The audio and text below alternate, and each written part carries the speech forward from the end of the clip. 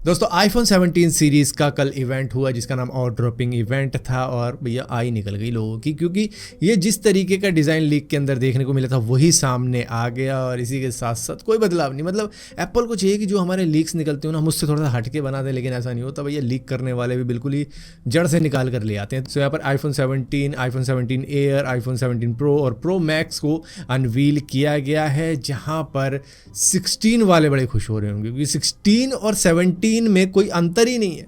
जिसके पास में आईफोन 17 आएगा वो कहेगा कि मेरा 16 नहीं है, इसका रिफ्रेश रेट देखो, क्योंकि जो लोग 16 हर्ट्ज पे चला रहे थे सालों से आईफोन को, अब फाइनली उनको 120 हर्ट्ज का भी रिफ्रेश रेट मिला है, जो कि वो एक्सपीरियंस करेंगे, जिससे कि उनको मालूम चलेगा कि इतने पैसे देने के बावजूद भी हम 16 हर्ट्ज पे जी रहे थे और अब देखो 120 हर्ट्ज का मज़ा कितना आता है। अब गेमिंग भी करेंगे लोग तो उनको काफ़ी ज़्यादा मज़ा आएगा। कई सारे लोगों को डिज़ाइन देखने में अगली लग रहा है, वो कह रहे हैं कि डिज़ाइन पसंद नहीं आ रहा, लेकिन यही डिज़ाइन आप देखोगे आगे चल के ट्रेंड बनने वाला है। लोग कहेंगे ये देख, ये आईफोन 17 सीरीज़ है, तूने तो कभी देखी नहीं होगी। तो मतलब इस तरीके की चीज़ें तो होने वाली है, लेकिन 16 वाला कहेगा मेरा 17 है और 17 वाला बेचारा प्रूफ करता रहेगा। अब यहाँ पे प्राइस की बात की जाए तो आईफोन 17 सीरीज़ के प्राइस अगर 256 GB वाला आप ले रहे हो तो आईफोन 17 के आपको 83,000 पड़ेंगे। आईफोन 17 एयर जो कि थिनेस्ट है उसका पड़ेगा 1,20,000 रुपये, और इसी के साथ साथ आईफोन 17 प्रो आप लेते हो तो वो पड़ेगा 1,35,000। आईफोन 17 प्रो मैक्स अगर आप लेते हो तो आपको पड़ेगा 1.5 लाख रुपये। तो भैया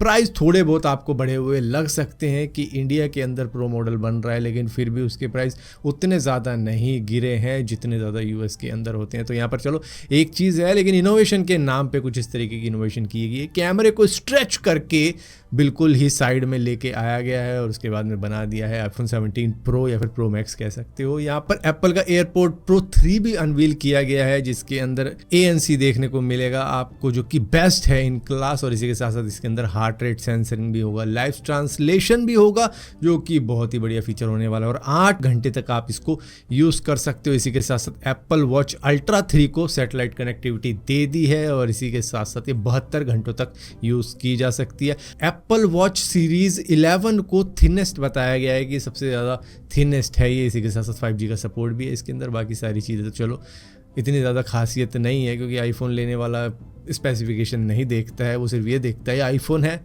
लेटेस्ट है, लूंगा मैं। दोस्तों वैसे तो आप सभी को मालूम चल चुका है कि नेपाल के अंदर किस तरीके का प्रोटेस्ट चल रहा है। काफी ज्यादा वायलेंस भी वहां पर हुई है, जहां पर सोशल मीडिया को बैन कर दिया गया था। करीबन 26 सोशल मीडिया प्लेटफॉर्म को बैन किया गया था। WhatsApp, Facebook, Instagram, YouTube, X, ना जाने क्या क्या बैन किया था। यहाँ पर रीजन ये दिया गया था कि भैया ये रजिस्टर्ड नहीं हुआ हमारे साथ में, हमारी गाइडलाइंस को फॉलो नहीं किया, जिसकी वजह से हमने इनको बैन कर दिया। लेकिन एक्चुअली में रीजन कुछ और है।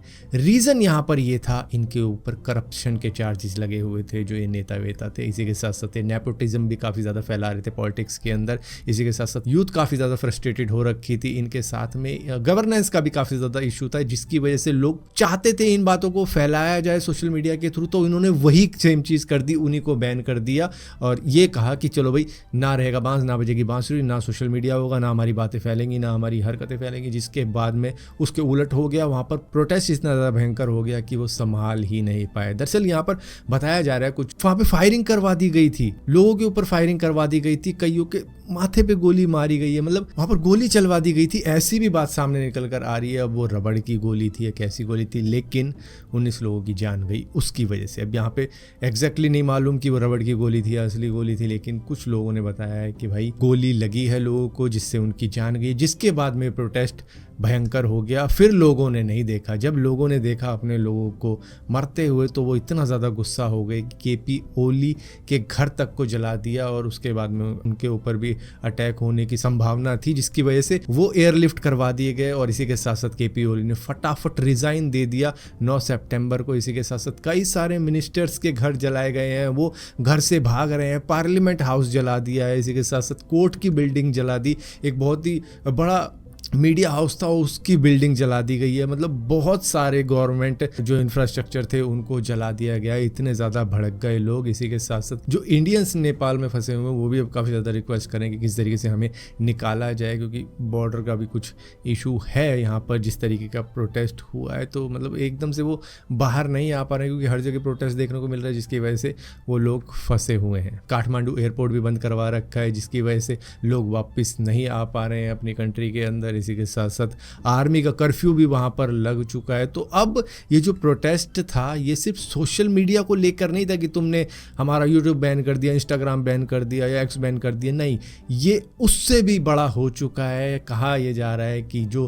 करप्शन फैला रखा था इन लोगों ने, उससे निजात पाने का बस यही एक ज़रिया था, जिसके बाद में ये ज़रिया इतना ज़्यादा बड़ा हो गया कि कई सारे नेताओं के घर जल गए, कई सारे लोग घायल भी हुए। और इसी के साथ साथ जो मैंने बॉर्डर की बात करी थी कि बॉर्डर की भी मतलब सिक्योरिटी काफ़ी ज़्यादा टाइट है, उसका रीज़न ये है कि भाई 3000 से ज़्यादा कैदी भागे हैं, वो नेपाल के अंदर तो रहेंगे नहीं, वो कोशिश करेंगे किसी तरीके से भारत आ पाएँ या फिर किसी और देश में जा पाएँ जहाँ पर भी बॉर्डर लगते हैं। और यहाँ पर ये जेनजी प्रोटेस्ट जो भी चल रहा है, मतलब ठीक है, कुछ अच्छाई के लिए भी आवाज़ उठाई, कुछ रीज़न भी थे इनके, लेकिन जो चीज़ हो रही है मतलब अब लूट मार पे भी आ चुकी है बात।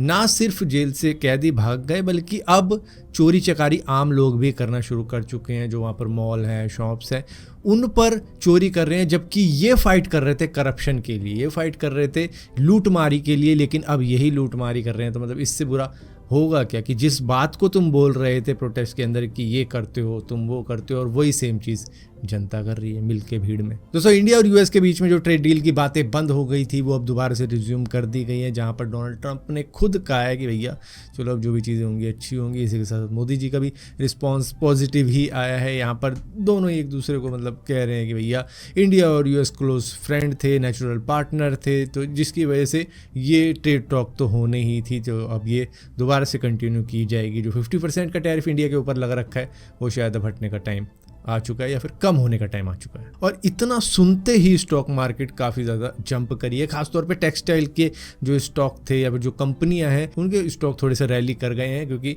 अब ऐसा लग रहा है कि थोड़ा सा ये जो टैरिफ बढ़ा हुआ था वो कम हो जाएगा, जिसकी वजह से उनको काफ़ी ज़्यादा रिलैक्स फील होगा। दोस्तों आपको बड़े अच्छी तरीके से याद होगा कि डोनाल्ड ट्रंप को कतर ने $400 मिलियन की वर्थ का बोइंग 747-8 लग्जूरियस जेट गिफ्ट किया था, जो कि कस्टमाइज किया गया था डोनाल्ड ट्रंप के लिए कि भैया इनको हम गिफ्ट देंगे, तो जिसकी वजह से ये हमेशा कतर को सपोर्ट करेंगे, बैक करेंगे, और कोई भी सिक्योरिटी इशू आता है, मतलब कोई कंट्री अटैक करने की कोशिश करती है तो उसमें भी शायद हेल्प कर दे अगर हम इस तरीके का महंगा गिफ्ट इनको देंगे।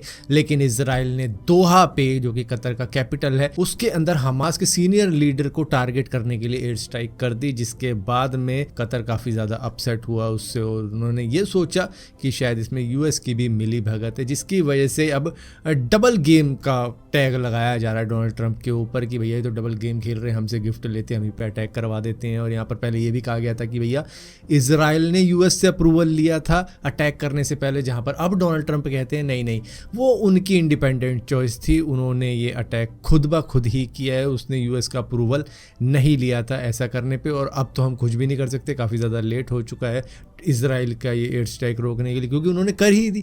तो जिसके बाद में अब एक तरीके से ऐसा लग रहा है कि ये तो पुष्पा वाला सीन हो गया कि कतर डोनाल्ड ट्रंप को कॉल करता है कि भाई बचा लो, वो कहता है कि नहीं अफसोस अब थोड़ा लेट हो गया, पहले कॉल करना था ना। तो यहाँ पर सिचुएशन ये है, जिस तरीके का रिप्लाई उन्होंने दिया कि अब तो काफ़ी ज़्यादा लेट हो गया, अब अटैक कैसे रुकवा सकते थे, मतलब हो गया अब तो। दोस्तों दिल्ली के प्रीति विहार के अंदर महिंद्रा के शोरूम में एक कपल पहुंचा थार रॉक्स लेने के लिए, जहाँ पर ये 20 लाख ऑलमोस्ट कार कॉस्ट करती है। तो यहाँ पर इन्होंने एक रिचुअल करने की कोशिश करी, जहाँ पर जो वाइफ थी इनकी मनी पवार, उन्होंने कहा कि हम नींबू रखेंगे टायर के नीचे और थोड़ा सा उसको क्रश कर देंगे, जो कि शुद्धि के लिए होता है, अच्छा होगा। तो ऐसा करते वक्त में उस महिला ने एक्सेलरेटर दे दिया, और एक्सेलरेटर को देते ही चली गई, मतलब ब्रेक लगाई नहीं, हल्का सा देना होता है, उन्होंने एकदम से ही दे दिया। नई कार थी तो पति ने कहा कि भैया तू करिए रिचुअल। तो इस चक्कर में हुआ ये कि पूरा नींबू क्रश, क्या वो तो पूरी कार ही क्रश कर गई, और सीधा ही फर्स्ट फ्लोर से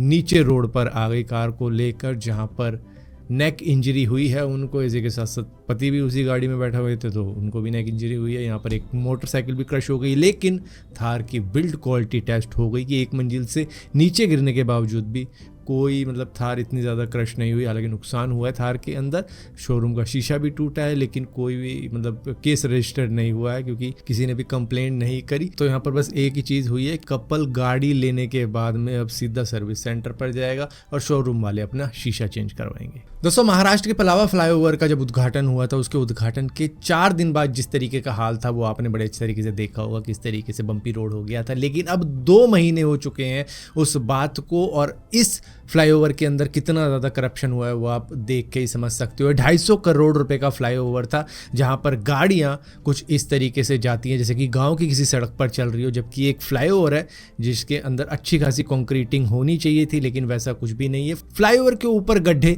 मतलब इससे बुरा क्या ही हो सकता है। ज़मीन पर तो समझ आता है गड्ढे हो, लेकिन जो फ्लाईओवर बनाया गया है उसके गड्ढे ये दिखाते हैं कि कितना ज़्यादा करप्शन हुआ है एक फ्लाईओवर के अंदर, कि फ्लाईओवर में ही गड्ढे हैं।